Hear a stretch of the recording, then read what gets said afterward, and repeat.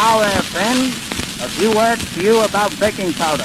I wish to say something about Dr. Plant's cream of tartar baking powder.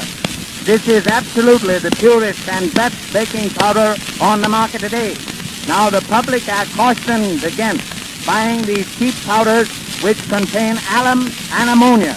Now, you all know that ammonia is made from the hoof of dead and decayed animals.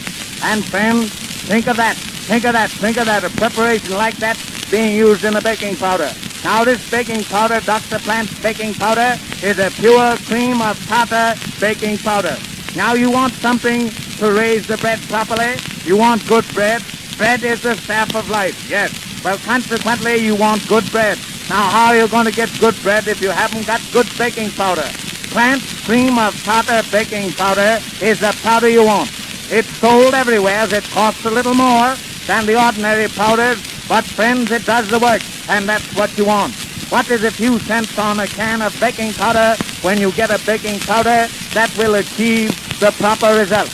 And that's what Plant's cream of tartar baking powder will do. Now, I'll tell you, friends, there's nothing like a good baking powder, and I'm going to say again that Plant's cream of tartar baking powder is a proper baking powder to use. That's all I can say. I can say Plant's cream of tartar baking powder. Well, friends, I couldn't say anything better for making good bread. It makes good, wholesome biscuits, makes biscuits that you can eat. Does not make any of these plaster Paris leaden biscuits. No, it makes good, light, wholesome biscuits that you can eat. Now, friends, you know perfectly well if you got some good biscuits and good butter and a good cup of coffee, you can make a meal.